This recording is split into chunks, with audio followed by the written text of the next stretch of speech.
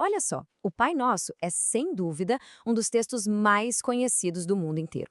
Mas e se aquele quinto pedido não for só uma questão teológica, mas sim um mapa prático para nossa estabilidade emocional? Pois é, hoje, nesta análise, a gente vai transformar essas palavras antigas numa jornada psicológica incrível, buscando o que podemos chamar de verdadeira coesão interna. É o momento perfeito para repensar tudo o que sabemos sobre a mente humana e as nossas emoções. Vamos lá? Para não nos perdermos nesse labirinto, a nossa jornada está dividida em 5 passos bem diretos. Primeiro, a gente vai ver a natureza da dívida. Depois, a fragmentação da consciência. Em terceiro, a ilusão do corpo físico. No quarto passo, a misericórdia como técnica. E fechando com chave de ouro, o dom do conselho. Então, vamos começar pelo começo. Seção 1. A natureza da dívida ou como compreender o nosso débito existencial. Aí é que tá. Quando falamos de dívida existencial, isso vai muito, mas muito além de uma simples falha moral ou de estar com a conta bancária no vermelho. É um verdadeiro abismo, sabe? A gente está falando daquele descompasso enorme entre a perfeição que a natureza humana exige, na teoria, e a realidade superlimitada que qualquer ser humano consegue viver no dia a dia. E para colocar isso em perspectiva, pensa no simples fato de existir. Já nascemos acumulando débitos que não dá para pagar de jeito nenhum. Imagina, é impossível voltar no tempo para cuidar dos nossos próprios pais enquanto eles eram crianças.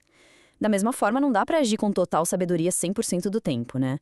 Como a gente não tem como compensar esse fato de viver abaixo do ideal humano, a única saída racional para aliviar esse peso todo é, literalmente, o perdão. Avançando um pouco, chegamos à seção 2, a fragmentação da consciência. O nosso eu inconstante. 20. Pense nesse número um instante. A nossa consciência é algo tão absurdamente instável que, num período de apenas um mês, uma única mente é capaz de abrigar os temperamentos e as reações de pelo menos 20 pessoas completamente diferentes. É quase inacreditável. Funciona mais ou menos assim.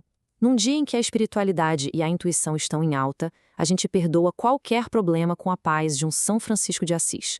Mas aí, no dia seguinte, depois de uma noite daquelas mal dormidas, nossa, qualquer coisinha já desperta uma fúria instintiva, como se acordássemos com o temperamento de um ditador, movidos pura e simplesmente pelas necessidades biológicas mais básicas. Bom, isso acaba escancarando uma verdade meio incômoda. A nossa individualidade é super fragmentada. Cada estado de espírito aparece do nada e some pro nada. É como se a mente morresse e renascesse a cada oscilação de humor, totalmente sem um fio condutor que ligue as coisas. Fica faltando uma verdadeira coesão interna. Isso nos leva direto à seção 3, a ilusão do corpo físico, que age como uma falsa âncora.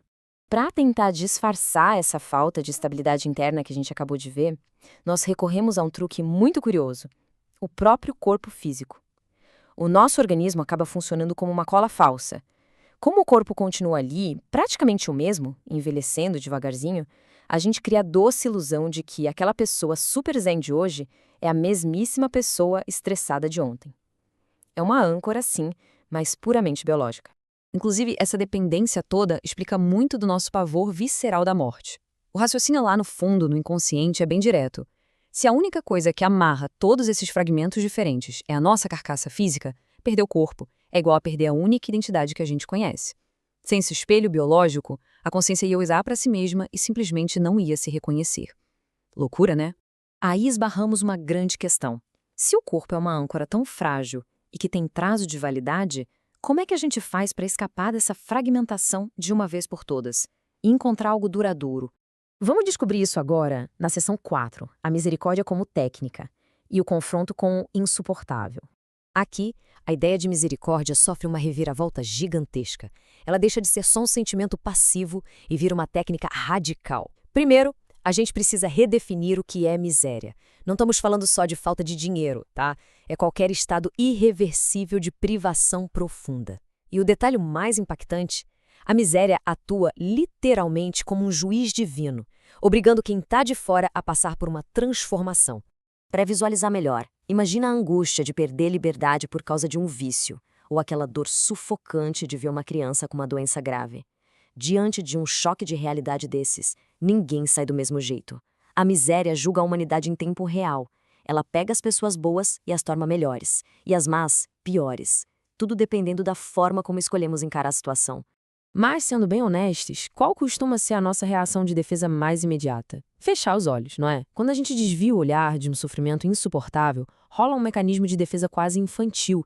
A gente usa o próprio corpo físico, tipo o simples movimento de virar o rosto para o outro lado, como se fosse um escudo.